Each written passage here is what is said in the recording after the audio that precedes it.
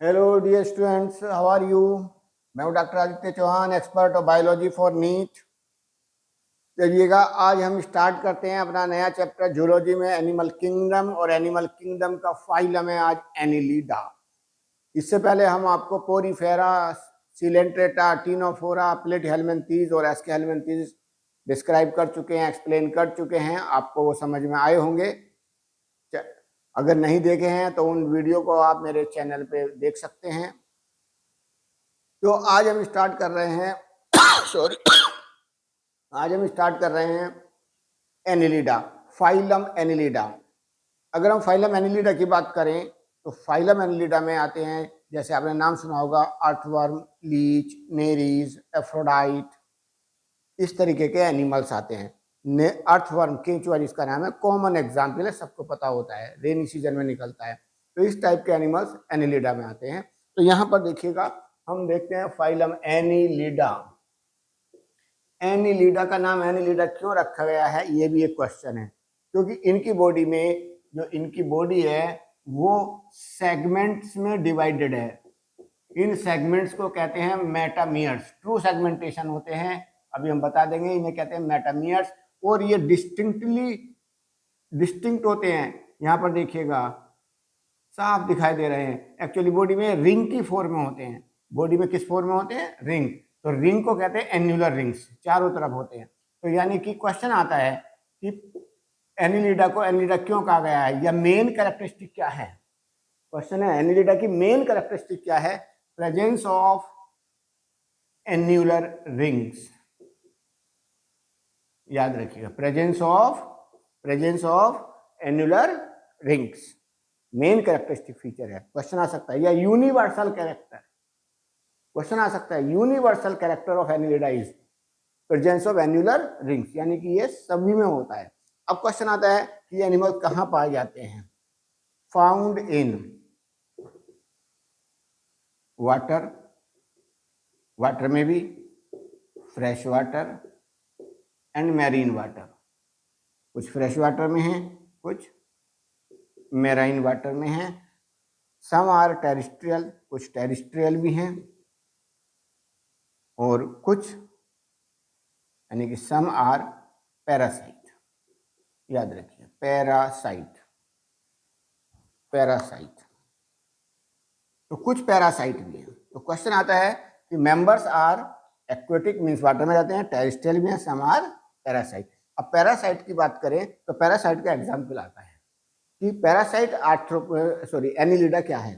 Parasite Annelida का example बताओ। तो आंसर है बेटा लीच, जिसे जोक कहते हो। अब आते जाती है मैराइन का नाम बताओ, नेरीज। टेरिस्ट्रियल का नाम बताओ, अर्थवर्म, लैंड पर रहता है। ये इस तरीके से आप देख सकते हैं। लीच पैरासाइट भी है और फ्रेश वाटर में भी होती है, ये फ्रेश वाटर में ही पाई जाती है। तो यहाँ पर ये क्वेश्चन आ जाएगा। तो ये हो गया इसका हैबिटेट। तो क्वेश्चन आ जाएगा, which is parasite annelidum, which is parasite annelidum. Example होगा बेटा लीच। लीच का जूलॉजिकल नाम है हिरुडिनेरिया ग्रेन्युलोसा। नाम याद रखिए, Hirudinaria granulosa. Basically leech parasite तो है। अब क्वेश्चन आता है कैसी पैरासाइट है, याद रखना एक्टो पैरासाइट है। ये ब्लड सकर है, ब्लड सकर चिपक जाती है एनिमल्स की बॉडी पे और उसका ब्लड सक करती है। तो जब ब्लड सकर है तो इसे हम क्या कह रहे हैं, ये बॉडी की सरफेस पे होती है। तो याद रखिए एक्टो पैरासाइट है। क्या है? एक्टो पैरासाइट है। क्योंकि ब्लड सक करती है तो ब्लड सकिंग एनिमल्स को कहते हैं सेंग्यूनिवोरस। क्या कहते हैं? सेंग्यूनिवोरस, सेंग्यूनिवोरस यानी कि ब्लड सकर, ब्लड सकर। ये क्वेश्चन आ सकता है, विच इज ब्लड सकर।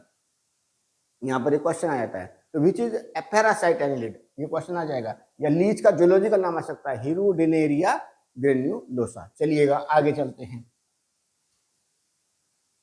अब आते हैं जनरल कैरेक्टर्स। जनरल करेक्टर जैसे बाकी हमने स्टडी किया हुआ है, ट्रिप्लोब्लास्टिक, आपको कई बार बता चुके हैं ट्रिप्लोब्लास्टिक बाकी फाइलम में, यानी कि 3 जर्म लेयर, एक्टोडर्म, मेसोडर्म और एंडोडर्म बॉडी में एम्ब्रियोनिक लाइफ में डेवलप होती हैं, यानी कि ट्रिप्लोब्लास्टिक। फिर है बेटा बाइलेटरल सिमेट्री, बाइलेटरल सिमेट्री,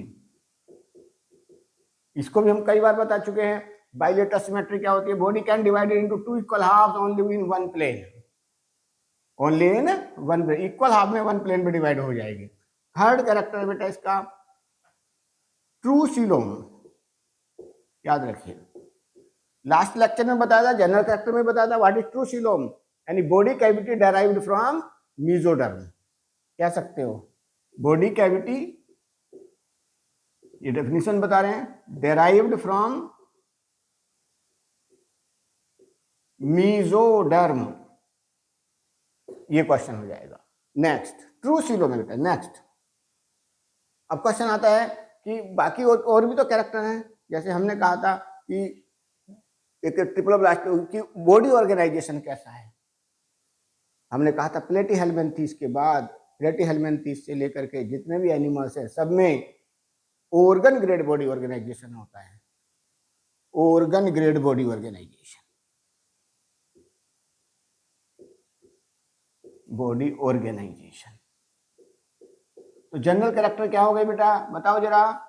हमने कहा annelids are triploblastic, symmetry bilateral, coelom true coelom है, ऑर्गन ग्रेड बॉडी ऑर्गेनाइजेशन, और ट्रू सेगमेंटेशन, बॉडी में देखिएगा, बॉडी में सेगमेंटेशन है।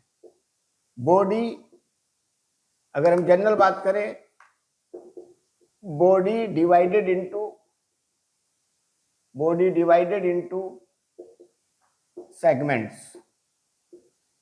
अब यहां पर देखिएगा बॉडी सेगमेंट्स में डिवाइडेड है, सेगमेंट्स कॉल्ड, ये क्वेश्चन अभी मैंने थोड़ी देर पहले बताया था आपको, सेगमेंट्स कॉल्ड मेटामियर्स, मेटामियर्स। दूसरी बात ट्रू सेगमेंटेशन है, ट्रू सेगमेंटेशन देखिएगा, यहां पर ध्यान रखिए। अब यहां पे एक टर्म लगा दिया हमने ट्रू सेगमेंटेशन, या इसे हम कह देते हैं मेटामेरिक सेगमेंटेशन। क्या कह देते हैं? Metameric segmentation. तो ये यहां पे कहा जा सकता है ट्रू सेगमेंटेशन। अब आप कहेंगे कि what is the meaning of true segmentation, कि बॉडी सेगमेंटेड है, ट्रू सेगमेंट है, तो ट्रू और फॉल्स क्या है? तो देखिएगा अगर हम अर्थवर्म को देखें या किसी भी एनिलिडा बॉडी को देखें, तो body divided into many segments, समझे। अगर ओल्ड सेगमेंट्स बॉडी के एंटीरियर एंड पर हों और न्यू सेगमेंट्स पोस्टीरियर एंड पर हों। दूसरी बात, एक्सटर्नल सेगमेंट बॉडी के इंटरनल ऑर्गन की पोजीशन को करस्पॉन्ड करते हों, तब हम इसे ट्रू सेगमेंटेशन कहते हैं। तो दोबारा ध्यान दीजिए, दोबारा सुनिएगा सेंटेंस को हमारे। What is true segmentation? When older segments are anterior end और new segments are located posterior end, as well as the external segments of body corresponds the position of internal organ. Such type of segmentation called true segmentation. Okay? तो यहां पर ये इसका general character हो गए। अब आते हैं इसमें, देखिएगा दूसरे कैरेक्टर है कि बॉडी वाल। अगर हम इसकी बॉडी वाल को देखें, किसी भी एनिलिडा की बॉडी वाल को देखें, सबसे ऊपर की ओर क्यूटिकल होगी, क्यूटिकल के नीचे एपिडर्मिस होगी, एपिडर्मिस होगी, उसके नीचे सर्कुलर मसल्स होंगी,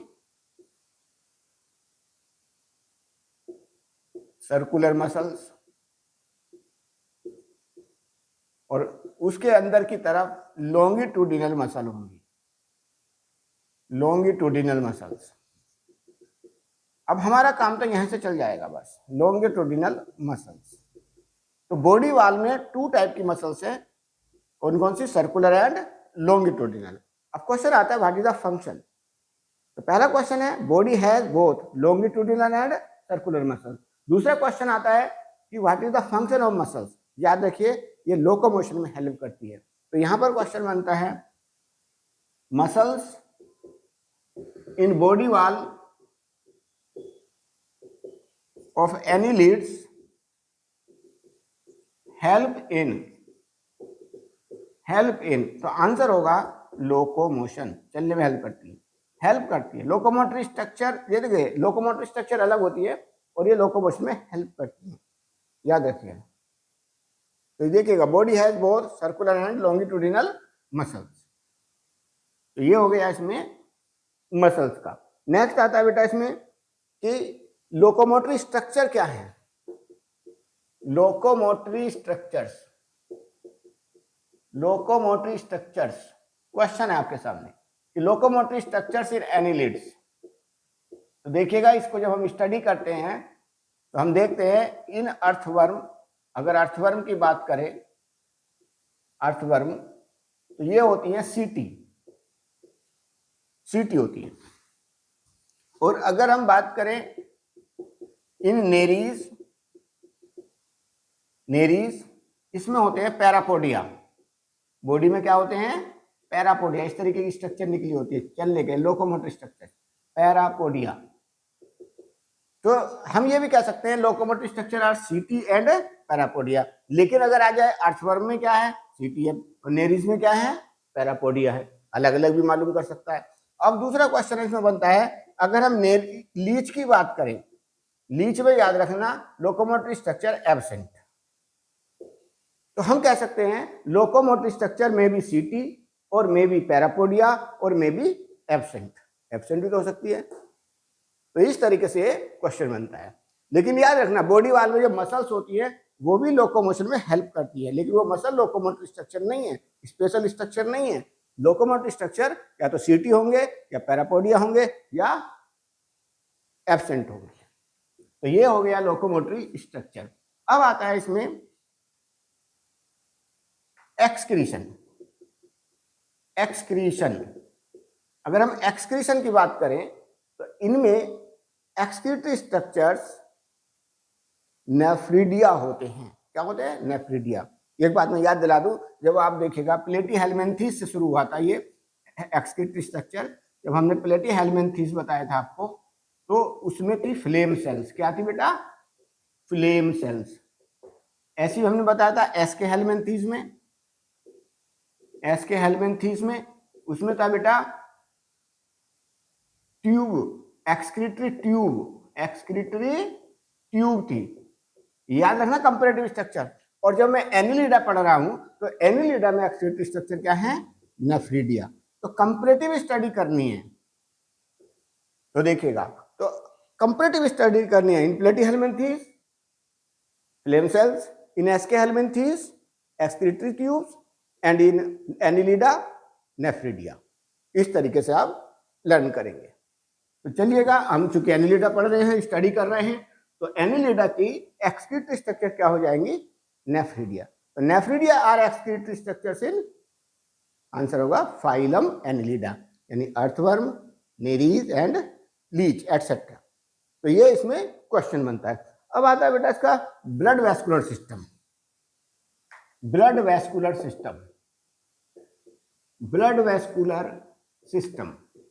तो देखिएगा, अगर हम एनिलिडा की स्टडी करें हैं तो एनिलिडा में ब्लड वैस्कुलर सिस्टम पहली बार देखिए पोरीफेरा में, सीलेंट्रेटा में, टीनोफोरा में, प्लेटीहेल्मिन्थेस में, एस्के हेल्मिन्थेस में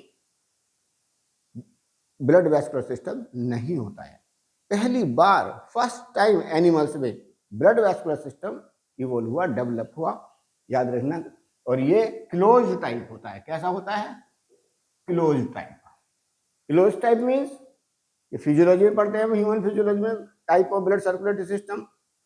एनिमल्स में अब देखते हैं 2 टाइप का होता है, क्लोज टाइप और ओपन टाइप।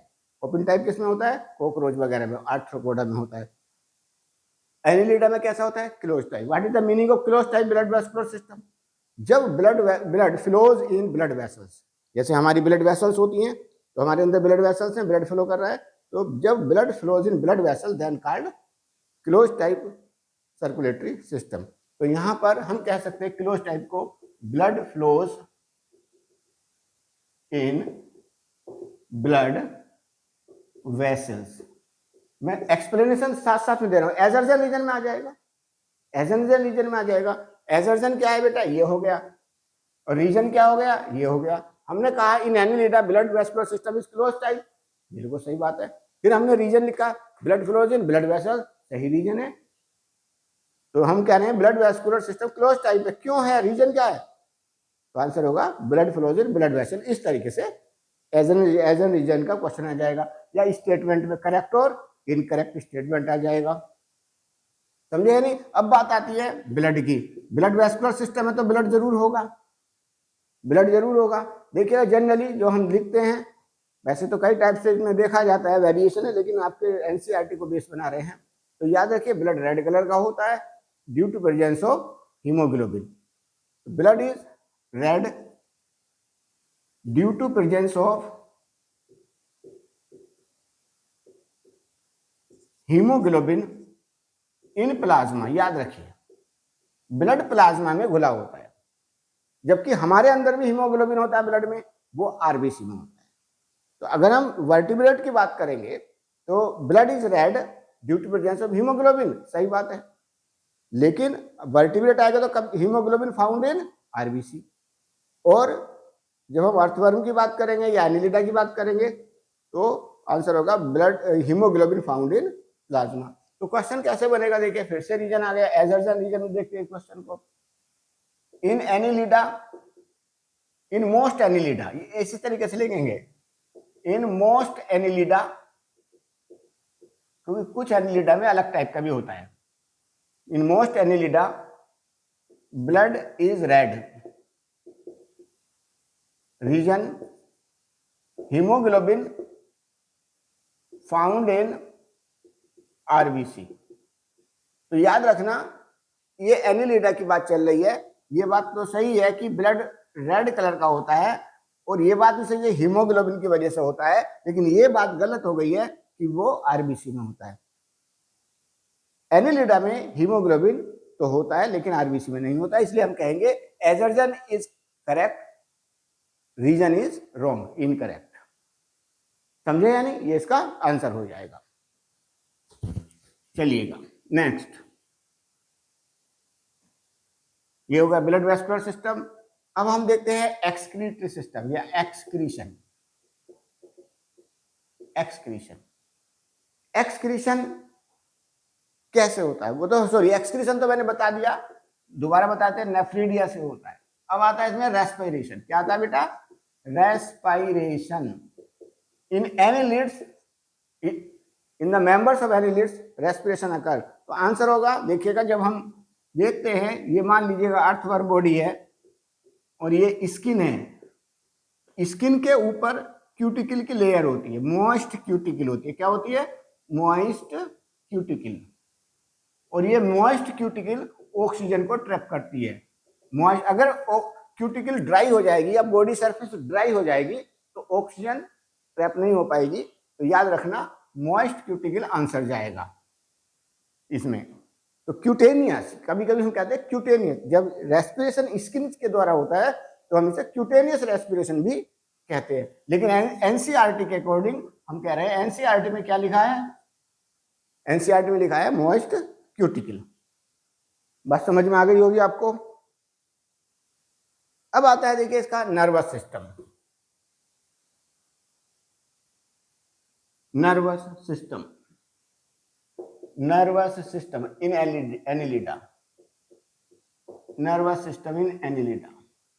जैसे कि हमने आपको बताया था यहां पर प्लेटीहेलमिन्थेस तक नर्वस सिस्टम तो डेवलप हो गया था, लेकिन ब्रेन डेवलप नहीं हुआ था। ब्रेन पहली बार फर्स्ट टाइम एनिमल में फाइलम एनिलिडा में डेवलप हुआ, या फाइलम एनिलिडा के मेंबर्स में डेवलप हुआ फर्स्ट टाइम ब्रेन। याद रखिएगा, first brain developed in the members of phylum Annelida. इससे पहले प्लेटीहेलमिन्थेस के एनिमल्स इनमें किसी में ब्रेन डेवलप नहीं हुआ, सिर्फ गैंग्लिया थे। तो यहाँ पर क्वेश्चन आता है फर्स्ट ब्रेन डेवलप होता है, तो ब्रेन डेवलप होता है, याद रखिएगा। और ब्रेन का इसमें जनरल नाम होता है circumpharyngeal connectives, circumpharyngeal connectives, sorry circumpharyngeal ganglia, sorry बेटा गलत बता दिया, सुप्राफेरेंजियल गैंग्लिया होगा, वो तो कनेक्टिव्स होती है अलग से, सुप्राफेरेंजियल गैंग्लिया।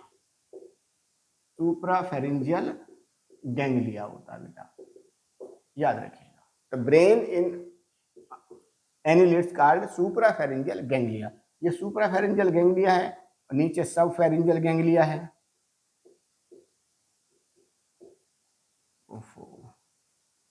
ये ब्रेन है, या कह सकते हो इसे सुप्राफेरेंजियल गैंग्लिया। ये है सबफेरेंजियल गैंग्लिया, सबफेरेंजियल गैंग्लिया। और यहाँ पर ये देखिएगा, ये कनेक्टिव से कनेक्ट होती है, एक रिंग लाइक स्ट्रक्चर बनती है, इसे नर्व रिंग भी कह देते हैं। और ये सबफेरेंजियल गैंग्लिया, ये तो डोर्सल सरफेस पर होता है और ये वेंट्रल सरफेस पर बॉडी के। तो ब्रेन डोर्सली लोकेटेड है, और जो वेंट्रल सरफेस पर सबफेरेंजियल गैंग्लिया है, इससे 2 नर्व कोड जुड़े होते हैं। तो ये देखिए, इसमें नर्व कोड है, ये नर्व कोड आप देख रहे हैं, 2 नर्व कोड्स हैं, सॉलिड नर्व कोड्स होते हैं, सॉलिड नर्व कोड्स होते हैं, ये नर्व कोड्स है बेटा। और दोनों नर्व कोड्स, क्वेश्चन आता है नर्व कोड की लोकेशन बताओ क्या होती है? वेंट्रल है, ये तो इनवर्टिब्रेट का कैरेक्टर होता है, वेंट्रल सॉलिड नर्व कोड। तो ventral and solid nerve code, लेकिन नर्व कोड कैसी है? पेयर्ड है, ध्यान रखिए, पेयर्ड है, 2 है। और दोनों नर्व कोड आपस में एक दूसरे से कनेक्टेड होती है बाय द सेगमेंटल गैंग्लिया। ये क्या होते हैं? Segmental ganglia. तो अब आपको समझ में आ गया होगा, nervous system in annelida has brain, subpharyngeal ganglia, 2 nerve cord and segmental ganglia. बस इतना ही आपको लर्न करना है। और इनसे नर्व भी निकलती है, नर्व्स, ये नर्व से निकलती हैं, ब्रेन से भी नर्व निकलती है, नर्व निकलती हैं। ये बात समझ में आ गई होगी। तो क्वेश्चन आता है बेटा, brain sorry nervous system has, nervous system in annelids has number 1 a brain, number 2 nerve cords, और नर्व कोड्स में कितनी है? पेयर्ड है और सॉलिड है, वेंट्रल है, ये भी आ जाएगा। और इसमें हमें वेंट्रल जरूर लगाना पड़ेगा, तो इसमें हम पेयर्ड हैं और वेंट्रल यहाँ लिख सकते हैं, क्योंकि लोकेशन यही आती है कि डोर्सल पे या वेंट्रल पे नर्व कोड, तो वेंट्रल पे होगा। और सी में आ जाएगा बेटा segmental ganglia, segmental ganglia and nerves. और डी में हो जाएगा आपका ऑल, क्या हो जाएगा? ऑल। तो आंसर हो गया ऑल। तो इस तरीके से क्वेश्चन सोल्व हो जाएगा आपका। तो ये था बेटा नर्वस सिस्टम इन फाइलम एनिलिडा। चलिएगा अब आगे चलते हैं।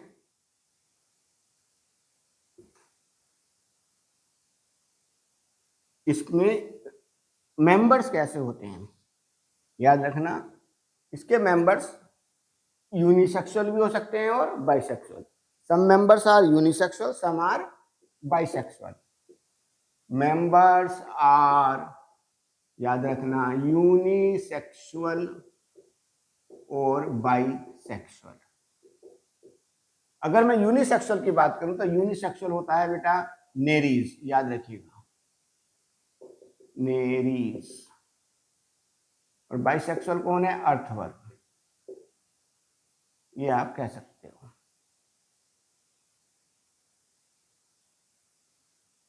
तो इसमें आ जाता है। नेक्स्ट आता है इसमें फर्टिलाइजेशन। फर्टिलाइजेशन भी बेटा, फर्टिलाइजेशन भी आप कह सकते हो कि किसी में एक्सटर्नल होता है और किसी में इंटरनल होता है, बॉडी के अंदर होता है। लार्व डेवलपमेंट कैसा होगा, ये क्वेश्चन है। डेवलपमेंट भी किसी में डायरेक्ट होगा, मतलब लार्वल स्टेज नहीं है, और किसी में इनडायरेक्ट होगा, यानी कि लार्वल स्टेज है। तो डेवलपमेंट में भी डायरेक्ट और इनडायरेक्ट। जैसे अर्थवर्म है, अर्थवर्म का डेवलपमेंट डायरेक्ट होता है, उसमें कोई लार्वल स्टेज डेवलप नहीं होती। लेकिन अगर आप नेरीज की बात करेंगे तो उसमें ट्रोपोफोर लार्वा बनता है, तो यानी कि नेरीज का जो डेवलपमेंट है वो इनडायरेक्ट हो जाएगा। समझ में आ गया होगा आपको। बाकी तो एग्जाम्पल हमने बता ही दिए बेटा। अब कुछ इंपॉर्टेंट एग्जाम्पल देख ले। वैसे तो इंपॉर्टेंट मैंने बता ही दिए हैं आपको सारे, फिर भी एक बार देखते हैं। एग्जाम्पल्स की बात करें तो देखिएगा, नंबर 1 अर्थवर्म, केंचुआ कहते हो जिसे। अर्थवर्म का जूलॉजिकल नाम आ सकता है फेरिटीमा पोस्थुमा,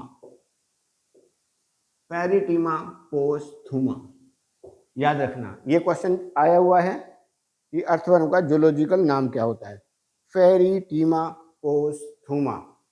दूसरा है बेटा नेरीज, ये क्वेश्चन आ सकता है। तीसरा है बेटा लीच, लीच का जूलॉजिकल नाम आया हुआ है हिरुडिनेरिया, अभी मैंने बताया था हिरुडिनेरिया ग्रेन्युलोसस। और एक और मैं बता रहा हूं जो एनसीईआरटी में नहीं है, उसका नाम है एफ्रोडाइट, ऑल इंडिया पीएमटी में आया हुआ क्वेश्चन है, और इसे कहते हैं हम सी माउस। सी माउस किस एनिमल को कहा जाता है, वो है एफ्रोडाइट, एफ्रोडाइट। तो ये है, और भी एग्जाम्पल्स हैं। तो ये है बेटा all about to phylum Annelida, NEET में इसी से क्वेश्चन आ जाएगा। फालतू या जब बहुत ज़्यादा एक्स्ट्रा पढ़ने की जरूरत नहीं है, आप इन कैरेक्टर्स को समझिएगा, बार बार समझिएगा, और इसमें से क्वेश्चन आ जाएगा, इससे बाहर नहीं आएगा। अगर एनिलिडा में से आएगा तो इसी में से आएगा और बाहर से नहीं आएगा। चलिए बेटा, मेरा लेक्चर आपको अच्छा लगा हो तो इसे सब्सक्राइब करें और लाइक करें, और आने वाला जो लेक्चर होगा वो होगा फाइलम आर्थ्रोपोडा। कल हम उसे ग्रुप पे, चैनल पे अपलोड कर देंगे। ओके बेटा, thank you very much, be happy.